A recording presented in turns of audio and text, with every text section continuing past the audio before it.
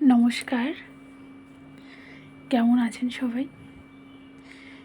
আশা করছি যে যেখান থেকে ভিডিওটি দেখছেন না কেন সবাই অনেক অনেক ভালো আছেন আর সুস্থ আছেন। শিখতে লাইফস্টাইলের নতুন একটা ভিডিওতে সবাইকে অনেক অনেক স্বাগত জানিয়ে আমার ভিডিও এখান থেকে আমি শুরু করছি। তো ভোরবেলা ওই 4:15 মতন তখন ঘুম থেকে উঠে গেছি, আর রাত্রে না বৃষ্টি হচ্ছিল। আর দেখতেই পেলে বৃষ্টির জন্য বৃষ্টি খুবই কম হয়েছে, প্রচণ্ড পরিমাণে হাওয়া দিচ্ছিল, ঝড় মতন বলতে পারো অবস্থা কি হয়ে আছে। আর কালকে রাত্রে আমি রান্নাঘরটাকে ক্লিন করে রাখতে পারিনি, তো দেখো কতগুলো বাসন বেরিয়েছে। আর এত পরিমাণে মশা, না মশার জন্য বাইরে বসে যে বাসনগুলো মাজবো আমি সেটা পারছিলাম না, তাই একটা মশার ধূপ ধরিয়ে নিলাম। মশা প্রচণ্ড কামড়ায়, এত ডিস্টার্ব করে না। তো বাসনগুলো ধুয়ে ভাত বসিয়ে দিয়েছি, ওপাশে ডাল বসিয়েছি, আর এখানটায় আমি উচ্ছে আলুটা ভেজে নিচ্ছি। তো আগে না আমি ভীষণ ভীতু ছিলাম, এই যে এখন 4টার সময় উঠে বাইরেতে ঘুরে বেড়াই, আগে হলে কখনোই পারতাম না সেটা। আগে আমি রাত্রেবেলা ঘর থেকে বেরোতেই ভয় পেতাম, আর এখন 4টার সময় বেরিয়ে দেখো 4টার সময় যখন উঠি তখন কিন্তু রাস্তাঘাটে কোনো লোকজন থাকে না, একদম নিরিবিলি একটা পরিবেশ, আমার ভীষণ ভালো লাগে।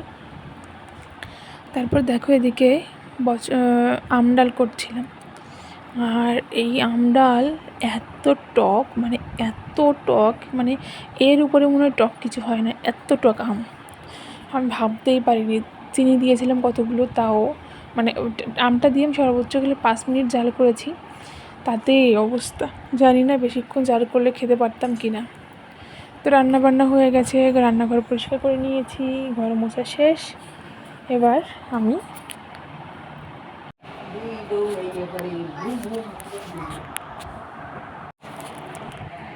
তো স্নান করে তোমাদের কানেরটা দেখাচ্ছিলাম কেন বলো তো, ওটা হচ্ছে আমার বাবার দেওয়া। আসলে বাবাকে হারিয়েছি 2008 সালে, এটা 2026 সাল, অনেক বছর 8 হিসাব করে বলতে হবে কত বছর হলো। 8 আর এখানে 6 8 18 বছর হয়ে গেছে বাবাকে হারিয়েছি। ঠিক আছে, বাবার কথা আমার সেরকমভাবে কিছু মনেও নেই।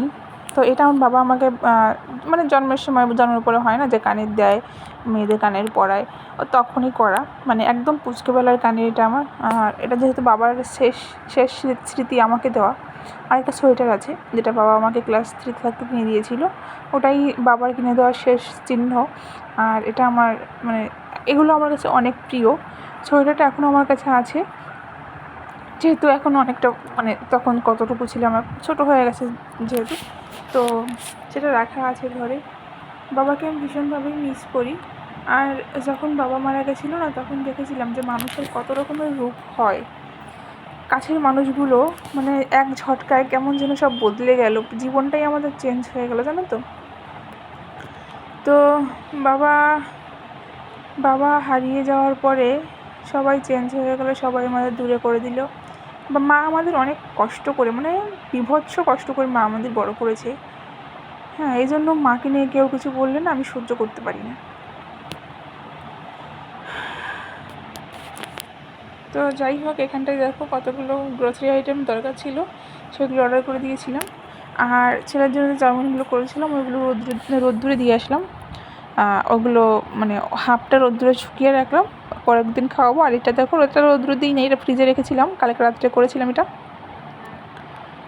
তো এটা ফ্রিজে রাখা ছিল। তো এটা সেদ্ধ না করলেও পারতাম, জানো তো, কিন্তু এটা আমার ভুল হয়ে গেছে।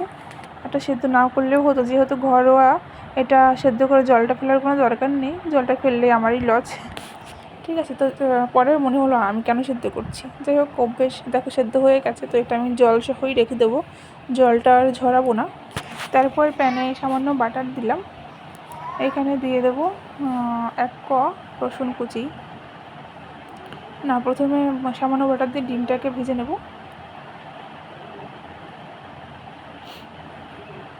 এটা আমি আমার ছেলেকে ফার্স্ট টাইম করে দিচ্ছি, আগে কখনো দিইনি, জানি না ও কতটা কি পছন্দ করবে।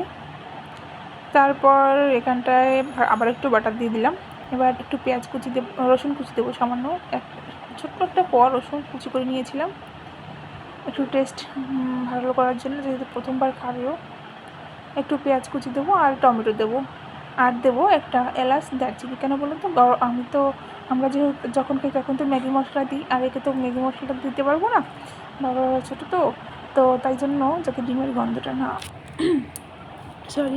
ডিমের গন্ধটা যাতে না আসে, তাই জন্য এই এলাচ আর দারচিনিটা দিয়ে দিলাম। যাদের বাড়ি বাচ্চা আছে তারা এইভাবে ম্যাগি করে খাওয়াতে পারো।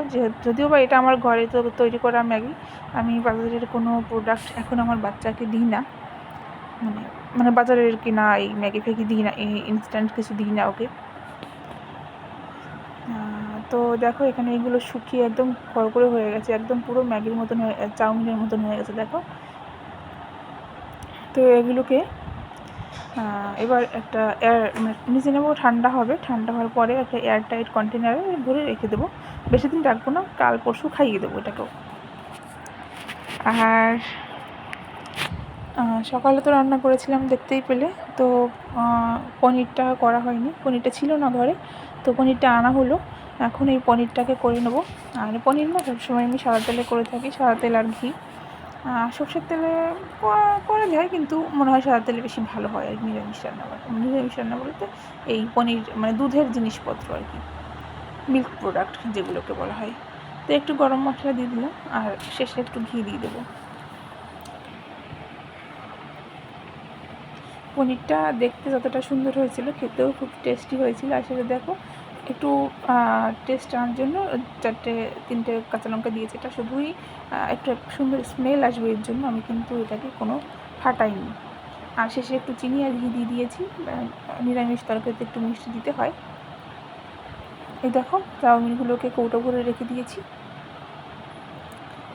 ছেলে ঘুমিয়েছে, আজকে ছেলে তাড়াতাড়ি ঘুমিয়ে গেছে। আর চাউমিনটা না ছেলে আমার মানে ভীষণই পছন্দ। আমার জীবনে প্রথম কোনো খাবার আমার ছেলে এতটা পছন্দ করলো, এতটা পছন্দ করে কিছু খায় না। ও মনে করেছে বড়োদেরই খাবার খাচ্ছি, ঠিক আছে। দেখো এগুলো রান্নাঘরটাও ক্লিন করে নিয়েছি, ছাদ থেকে জামা কাপড় নিয়েছিলাম, এগুলোকে পরিষ্কার করে দেবো। আর এখানে দেখো ছেলের রেশন কার্ড চলে এসেছে, ছেলের আধার কার্ড রেশন কার্ড দুটোই হয়ে গেছে। দেখো জামা কাপড়গুলো ভাঁজ করে নিয়েছি, সেন্টারবাবু বসে আছে, ছেলে ঘুম থেকে উঠেছে। দেন এসেছি বাইরে একটু ঘোরাঘুরি করতে, দেখো এখানে একটা চড়ুই খাচ্ছিল। যখন চড়ুইয়ের জোড়ার আসলো, মানে অন্য একটা আসলো, ও উড়ে গেলো। ওদের ঝগড়া হয়েছে, পাখিদেরও মানবাভিমান হয়। তা ঘরে আসলাম, ঘরে এসে আমরা এখন আইসক্রিম খাবো। আমার আইসক্রিম খেতে ভীষণ ভালো লাগে। এখানে দেখো আমি বাইরে যাচ্ছিলাম, ওকে ডাকছিলাম, ও আসছিল না। যখন আমি বেরিয়ে গেছি দেখো দৌড়ে চলে যাচ্ছে। তারপরে সে বর এনেছিল পেস্ট্রি, সেটা খেয়ে নিলাম। তার আগে ছেলেকে খাওয়ানো হয়ে গেছে। এখানে চা বসিয়ে শাশুড়ি মায়ের জন্য চা বসিয়েছি। আর এখানটায় দেখো নিজের জন্য করে নিচ্ছি পরোটাটা আমি খুব বেশি ভালো করতে পারি না, তাও যেটুকু পারি নিজের চলে যায়। আর পনিরটা আমি রাত্রে পরোটার সঙ্গে খাচ্ছিলাম, আর দুপুরে ভাতের সঙ্গে খেয়েছি। তোমাদের কেমন লাগলো অবশ্যই ভিডিও জানিও আমাকে। ভালো লাগলে থাকলে লাইক, কমেন্ট অ্যান্ড সাবস্ক্রাইব।